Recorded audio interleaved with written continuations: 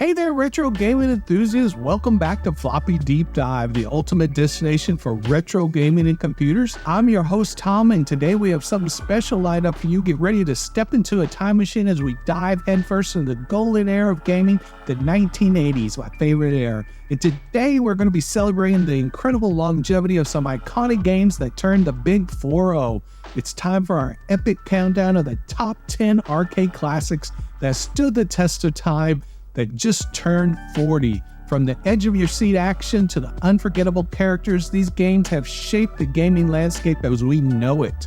So grab your quarters and embark on a nostalgic journey to make your inner gaming geek rejoice. We've got everything from pulse-pounding action to strategic challenges, all wrapped up in the vibrant and addictive world of the arcade. But wait, there's more. Along the way, I'll be your trusty guide, offering insightful commentary and sharing fascinating tidbits about each of these games. You won't just be watching the gameplay, you'll be experiencing the nostalgia firsthand as we relive the magic of these timeless classics. We've got everything from battling evil creatures to racing against the clock, and even becoming a hero in a galaxy far, far away. So buckle up, fellow gamers, because the countdown's about to blow your mind. Get ready for jaw-dropping visuals, heart-pounding soundtracks, and gameplay that will transport you back to an era where arcades rule. Don't miss a second of the action as we unveil the thrilling top 10 arcade classics that turned 40. Get your nostalgia goggles on, folks. It's time to immerse ourselves in the gaming wonders of yesteryear. So hit that subscribe button and join me, Tom,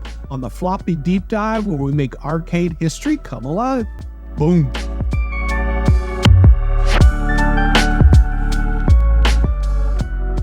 So let's embark on a journey to celebrate the 40th anniversary of an arcade legend, Mario Bros. Released in 1983, this game introduced the world to the iconic Plumber brothers, Mario and Luigi, and laid the foundation for the beloved Super Mario franchise.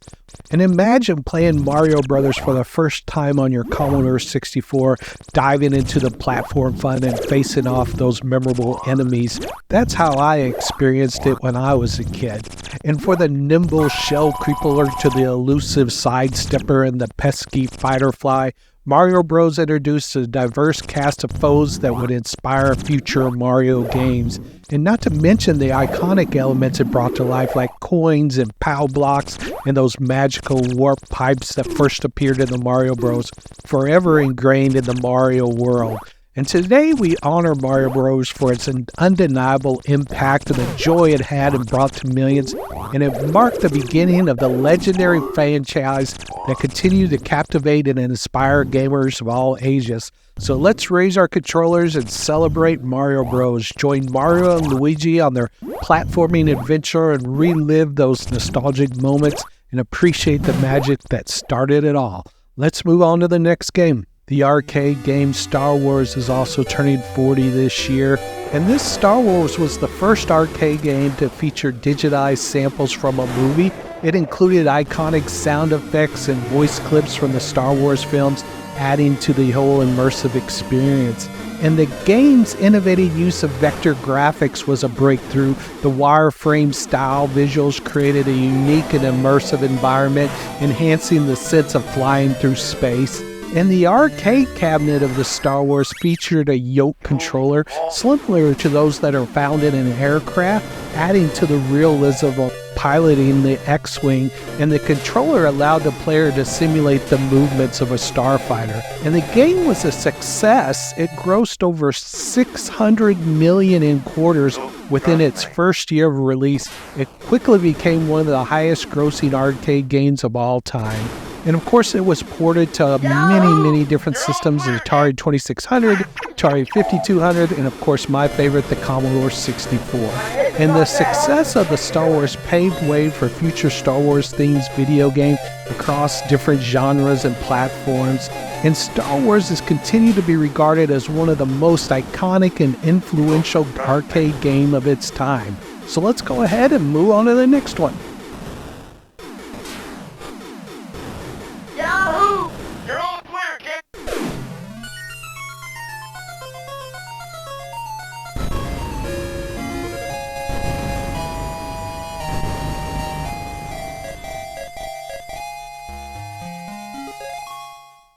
So next up is Pole Position 2, and Pole Position 2 is a racing arcade game that was developed and released by Namco in 1983. It's a sequel to the original Pole Position game that was released in 1982. And it's a Formula One style racing game like its predecessor, and players control a Formula One car and race against the clock and other computer-controlled opponents on various tracks. And some of the new features, they had several enhancements. They had additional tracks including the Fuji Speedway, the Suzuka Circuit, both famous real-world racetracks in Japan. I found Pole Position 2 to be harder to play when I didn't have the steering wheel and the brake and the gas pedal. Just threw everything off.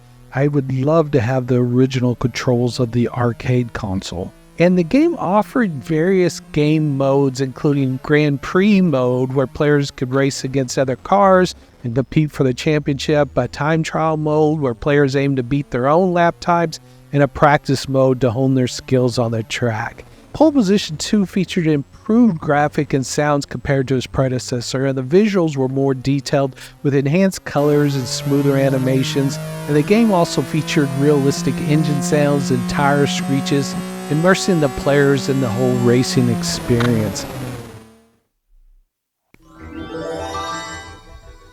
Dragon Lair, the fantasy adventure where you become a valiant knight on a quest to rescue the fair princess from the clutches of an evil dragon. You control the actions of a daring adventurer finding his way through the castle of a dark wizard who has enchanted it with treacherous monsters and obstacles. In the mysterious cavern below the castle, your odyssey continues against the awesome forces that oppose your efforts to reach the Dragon Lair. Lead on, adventurer. Your quest awaits. And next up, we're going to be looking at the game Dragon's Lair. And my memory from childhood is that this game cost 50 cents. And I could barely afford the quarter, so I could rarely play this game. But I love to watch like the intro. It was like a little cartoon that you could check out. And I've never seen any game that looked like this ever in my life. The bad thing was I didn't know how to play, so when I did finally have 50 cents and I got the opportunity to play, I died so fast and it was over so quick because I just didn't really know what I was doing. And I have to say, when I played it again, I'm still not much better. Dragon's Lair was one of the first video games to use Laserdisc technology, and this allowed for high quality animation and digitized sound, which was revolutionary at the time. So let's move on to the next one.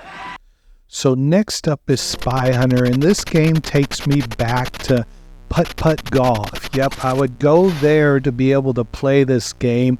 And if you're lucky, you got a $5 bill and you got all those golden tokens to be able to play arcade games.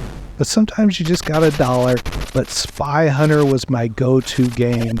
And just like Pole Position 2, I found it difficult with these controllers nowadays versus using the cabinet and having that controller to control the car and shoot and release the oil and do all the different things that Spy Hunter allows you to do. And I just loved hearing that Peter Gunn theme when you got lowered out of the truck, taking off, shooting, running the cars off the road. This was just a classic game, and I would play it over and over. So some interesting facts. The game was originally intended to be a James Bond tie-in, but the license was not obtained. And as a result, the game developers had to make some changes to the game's story and setting. The game's car, the G6155 Interceptor, was inspired by the 1969 Pontiac Firebird Trans Am. The car's design was also influenced by the 1977 James Bond film The Spy Who Loved Me. So there's some quick facts, and let's go ahead and move on to the next one.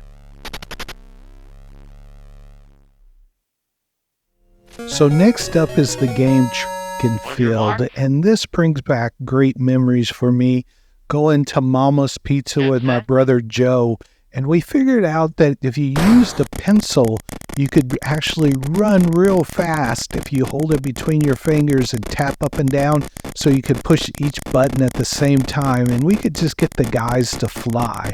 So then when we did the long jump, we actually could do that same thing to run real fast, but then the other guy would do the jumping, so you didn't have to focus on different buttons.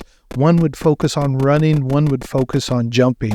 And we broke a lot of world records, and it was just a great memory.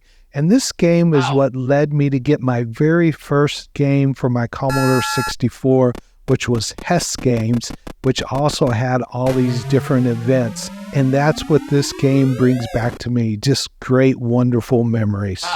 So next up is Tapper. And Tapper I first played on my Commodore 64. I did not play the arcade version when I was a kid. In fact, I don't even remember seeing the arcade version when I was a kid. The arcade version, when it first came out, actually had the handles like a tap for pouring a beer to be able to play this game, and I'd love to see one of those original ones to be able to do it. I made a video about Tapper and all the many faces of Tapper and the different systems, so if you haven't seen that video, you should go check it out.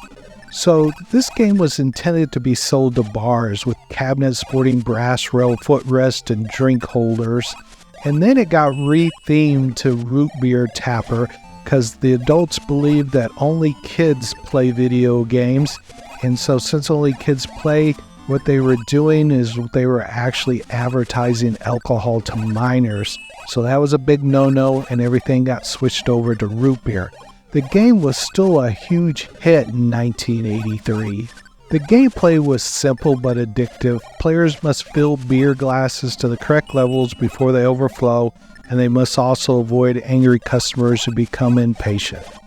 So that's Tapper. Let's move on to the next one.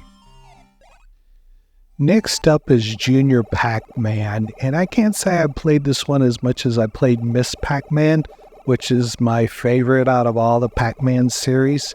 And with Jr Pacman, you could eat items to increase your score. You had to eat power-ups to become invincible or to eat the ghost. And the game had two-player mode where you could compete against people for the most points.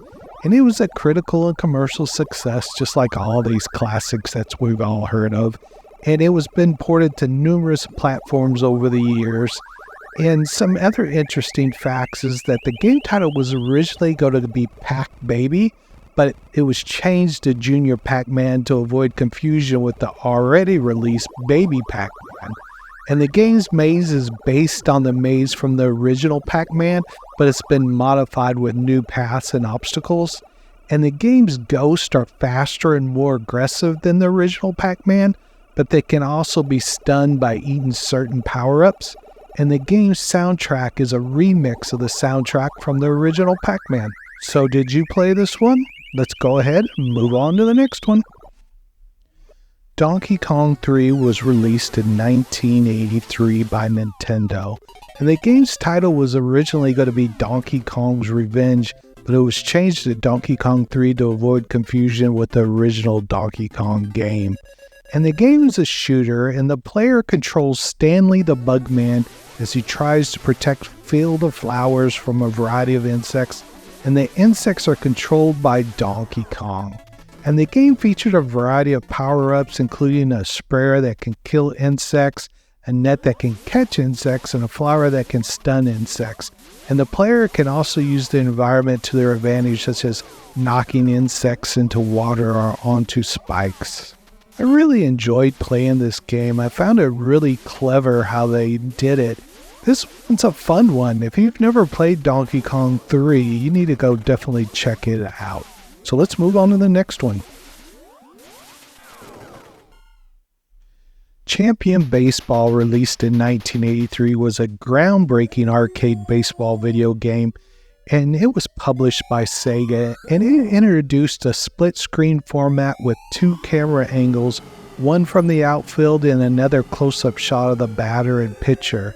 And the game offered players the ability to select relief pitchers or pinch hitters, and it included digitized voices for the umpire and individual player statistics, making it sophisticated for its time. And it was a huge success in Japan, and it came to North America, and it was also a big success. And as long as you were winning, you could keep playing on that one quarter. But if the computer control team scored more runs than you at any point during the game, it would immediately end. I can say that I've never played this game before. This was the first time that I got to check it out, and I enjoyed it. I never saw it in the arcade, and I'm a huge fan of sports games, and some of the baseball games that are on my Commodore 64 when I was a kid were some of my favorites when I would get to battle my brothers. Those were some of the most important games to me, and I found this one to be really cool. What an awesome group of games that were released 40 years ago. Which one of these games did you play and love? Put it down in the comments. Keep the retro fun going and check out these other awesome videos diving into classic gaming and retro computers. Boom.